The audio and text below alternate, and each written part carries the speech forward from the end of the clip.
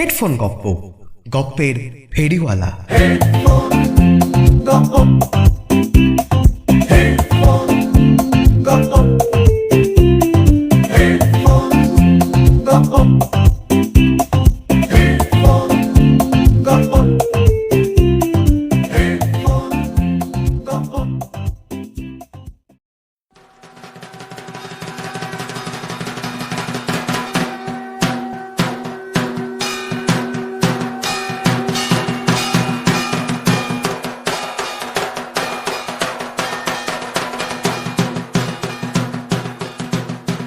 সে হলো গিয়ে ৫৫-৫৬ সালের কথা। বুলগানিন তখন সবেই কলকাতা ঘুরে গিয়েছেন। পুজোয় সেবার গোটা শহর জুড়ে শুধুই বুলগানিন ফ্রকের ঢেউ। শরৎকাল পড়তে না পড়তেই ১০ বছরের মালবিকা বাবার হাত আঁকড়ে ধরল। বাবা, এবার পুজোয় আমাকে একটা সিল্কের বুলগানিন কিনে দিতেই হবে। ছেলে মেয়ে কোনো বিশেষ ডিজাইনের পোশাকের জন্য বাবার কাছে আবদার জুড়েছে, এ দৃশ্য তখনও মধ্যবিত্ত বাড়িতে বেশ বিরল। বাবা মা যা পছন্দ করে কিনে আনবে, ছেলে মেয়ে তাই পরবে। হোক না তা ঢোলা ঠালা, হোক না ৩ সাইজ বড়, কিন্তু নতুন তো। মালবিকার কথা অবশ্য আলাদা। তখনও তার ভাই দুটি হয়নি। সে তখনও তার বাবা মার একমাত্র সন্তান। একাধটু বায়না সে জুড়তেই পারে, তবু মালবিকার বাবা তেমন আমল দিলেন না।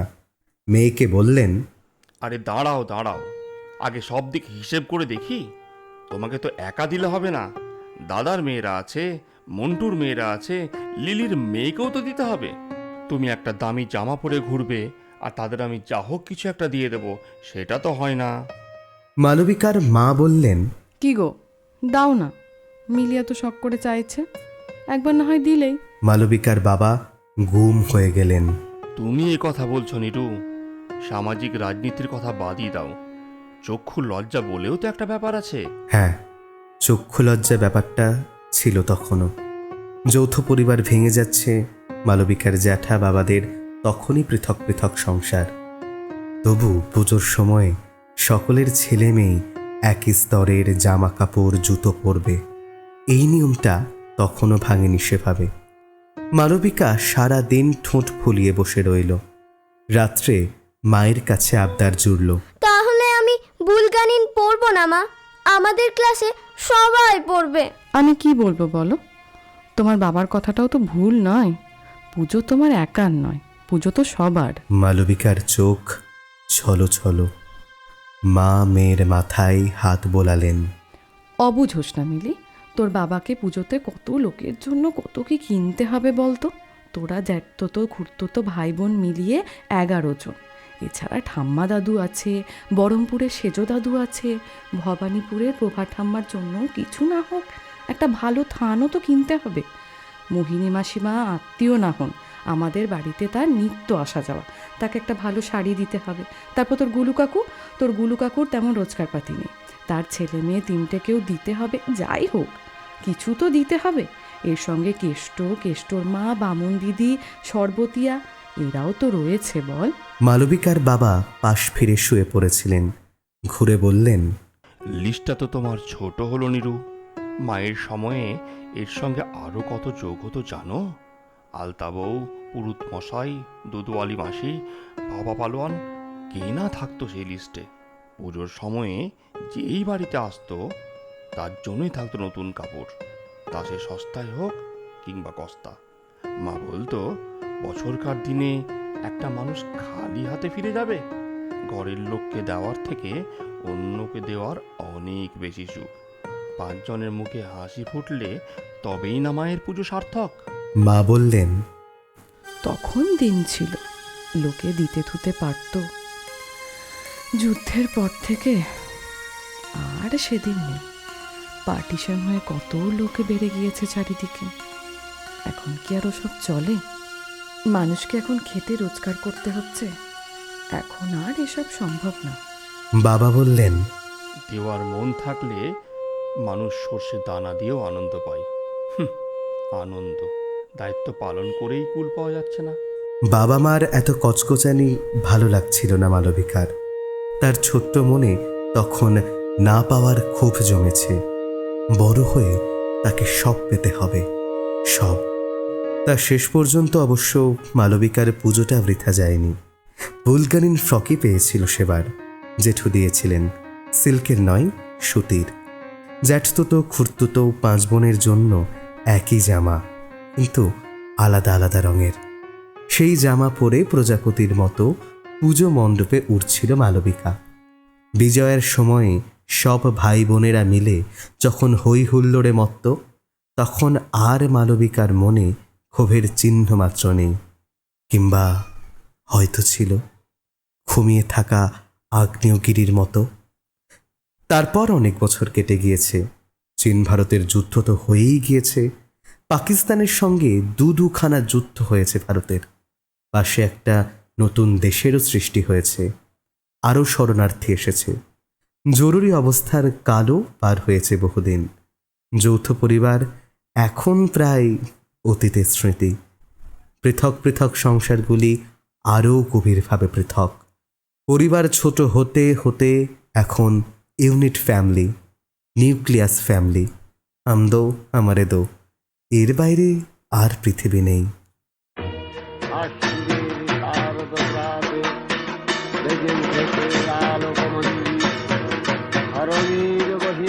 সেদিনের মালবিকা এখন দাপুটে গৃহিণী। মেয়ে কলেজে পড়ছে, ছেলে সামনের বছর হায়ার সেকেন্ডারি দেবে। বর শ্যামলেন্দু নামী কোম্পানির মাঝারি মাপের অফিসার। মালবিকার বাবার মতোই শ্যামলেন্দুর পুজোয় কোনো বোনাস নেই, তবে থোক একটা টাকা পায়, মোটা অঙ্কের। তাদেরও এখন সামনে পুজো। মালবিকার পুজোর বাজার শুরু হয়ে গিয়েছে। মেয়ের জন্য salwar kurta, foreign jeans, T shirt, long skirt. Salwar kurta দর্জির ঘরে তৈরি হচ্ছে। কোনটা হাম আপকে হে কন স্টাইলে হবে, কোনটা রূপ কি রানী চোর কা রাজা, কোনটা মস্ত মস্ত, সবই বিলকুল মেয়ের পছন্দ অনুযায়ী। এ বিষয়ে মার মাথা গলানো চলবে না, বাবারও না। নিত্য নতুন ফ্যাশন পরিবর্তনের ব্যাপারটা মা বাবা ঠিক বোঝে না। ছেলের আবার সমস্ত রেডিমেড চাই। ব্র্যান্ডেড জিন্স, শিকারি জিন্স, কুঁচি দেওয়া ফোলা ট্রাউজার, ব্যাগি ট্যাগি গোছের টি শার্ট, নিজে পছন্দ করে একটা ফেব্রিকের কাজ করা জমকালো পাঞ্জাবিও কিনে এনেছে ছেলে। মালবিকা ছেলে মেয়ের হাতে টাকা দিয়ে দিয়েছে। নিজের জন্য শুধু এখনো কিছু কেনা হয়ে ওঠেনি। একটি মেয়ে বাড়িতে ইনস্টলমেন্টের শাড়ি দিয়ে যায়। তার কাছ থেকে তাঁত প্রিন্ট কেনার ইচ্ছে আছে, সবসময় এদিক ওদিকে পরার জন্য। বড় কোনো দোকান থেকে একটা সিল্ক কলাক্ষেত্রও কিনবে। শ্যামলেন্দু পুজোর সময় নতুন পোশাক পরতে চায় না, তবু পুজোর বাজারে বেরোলে মালবিকা তার জন্যও কিছু না কিছু কিনে ফেলে। কখনো শৌখিন পাজামা পাঞ্জাবি, কখনো ঝকঝকে শার্ট, প্যান্ট পিস। যতই হোক পুজো বলে কথা। এছাড়াও মালবিকার আরও একরাশ বাজার আছে। পুজোতে ঘরের পর্দা, বেড কভার থেকে শুরু করে টেবিল ম্যাট পর্যন্ত টুকিটাকি সাংসারিক অনেক কিছু বদলানোর নেশা রয়েছে মালবিকার। সঙ্গে একটা না একটা ঝাঁ চকচকে জিনিস। গত বছর ড্রয়িং রুমের জন্য কাঠ গ্লাসের ঝাড় কিনেছিল। এবছর ঠিক করেছে মেদিনীপুরের পটুয়াদের কাছ থেকে একটা পট কিনবে, যেটা দেওয়ালে টাঙানো হবে। ভেজিটেবল কালারের অন্নদামঙ্গল। বন্ধুবান্ধব প্রতিবেশীরা মালবিকার রুচিবোধ দেখুক আর গোপনে ঈর্ষায় ফেটে পড়ুক। এছাড়া কেনার লিস্টে কিছু কসমেটিক্স আর কস্টিউম জুয়েলারি তো আছেই, নিজের জন্যও মেয়ের জন্যেও। এখন একটা জিনিসও প্রতি পুজোয় খুব কিনতে স্বাদ হয় মালবিকার, একটি কি দুটি শারদীয়া পত্রিকা। ছোটবেলায় পুজোর সময়ে বাড়িতে কত রকম যে বই আসতো, অপরূপা, অপরাজিতা, শিশুসাথী। কোনোটা জেঠুর বাড়িতে কেনা হতো, কোনোটা নিজেদের। অদল বদল করে পড়তো সবাই। গোগ্রাসে পড়তে পড়তে কখন যে পুজোর ছুটি কাবার কেউই সেটা বুঝতে পারত না। বড়দের জন্য কেনা পুজোর সংখ্যাগুলিও কত দিন লুকিয়ে লুকিয়ে পড়েছে মালবিকা। বিয়ের পরও প্রথম প্রথম পড়ার নেশাটা ছিল কিছুদিন। শ্যামলেন্দু সফল মানুষ, যুগের সঙ্গে তাল মিলিয়ে দৌড়চ্ছে সে। নাটক নোভেলের মতো ফালতু ব্যাপারে আসক্তি নেই তার, সময়ও নেই। যদি একটু অবসর মেলেও শ্যামলন্দু সে সময়ে শেয়ার মার্কেটে স্টাডি করতে বেশি ভালোবাসে। ছেলে মেয়ে দুটো ছেলেবেলায় কমিক্স পড়ত, 2-4টে অ্যাডভেঞ্চারের বইও, অথবা কিশোরদের বাংলা ম্যাগাজিন। এখন তারা বাংলা বই দেখলে নাক সিটকই। রগরগে ইংরেজি বেস্ট সেলার ছাড়া অন্য বই তাদের আর পছন্দ নেই। সীতার মা মালবিকার ঘড়ি মাপা কাজের লোক। তার জন্য একটা সস্তায় সিনথেটিক কিনেছে মালবিকা, সঙ্গে ম্যাচিং সায়া ব্লাউজ। গড়িয়াহাটের দোকান থেকে কেনা। অত ঘুরে দরদাম করে কাপড়টা কিনল। মহারানী পছন্দ হবে কিনা কে জানে। আজকাল কাজের লোকেদের যে খুব নাক উঁচু। সীতার মার মন মতো একটা শাড়ি অবশ্য দেখেছিল মালবিকা। দোকানদার আর 10 টাকা কমালে বাজেটে এসে যেত শাড়িটা। রান্নার মেয়েটি অবশ্য সব ঝামেলা থেকে মুক্তি দিয়েছে। তার সাফ কথা, তোমাকে কিনতে হবে নি, একা দিয়ে দিও। মালবিকা নিশ্চিত মহিলা নিজের জন্য কিনবে না, ছেলে মেয়েদের দেবে। তা দিককে মালবিকার অপচয় না বাড়লেই হলো। শুধু কাজের লোকের বেলায় নয়, সংসারের অন্য দিকের অপচয় সম্পর্কেও মালবিকা যথেষ্ট সচেতন। শ্যামলেন্দু তারা মোটেই বাপ ঠাকুরদার আমলের মতো পুজোর সময়ে দানছত্র খুলতে রাজি নয়। নিজেদের সংসারের বাইরে কারো প্রতি দায়িত্ব যদি থাকে অবশ্যই পালন করবে তারা, কিন্তু দায়িত্ব যেন কখনো দায়ী হয়ে ঘাড়ে না চেপে বসে। শ্যামলন্দুর এক পিসিমা ওল্ড এজ হোমে থাকেন, ছেলেপুলে নেই। তাকে গত বছর একটা কাপড় দিয়েছিল মালবিকা, এবছর দেবে না। প্রতি বছর দিলে পিসিমারও দাবি জন্মে যেতে পারে, অথবা আশা কোনো দেওয়া যেন একতরফা না হয় কখনো। আগে আগে দেওর ননদদের পুজোর সময় এটা সেটা দিত মালবিকা। তাদের ছেলেমেয়ের জন্য জামা কাপড় কিনেছে বার কয়েক।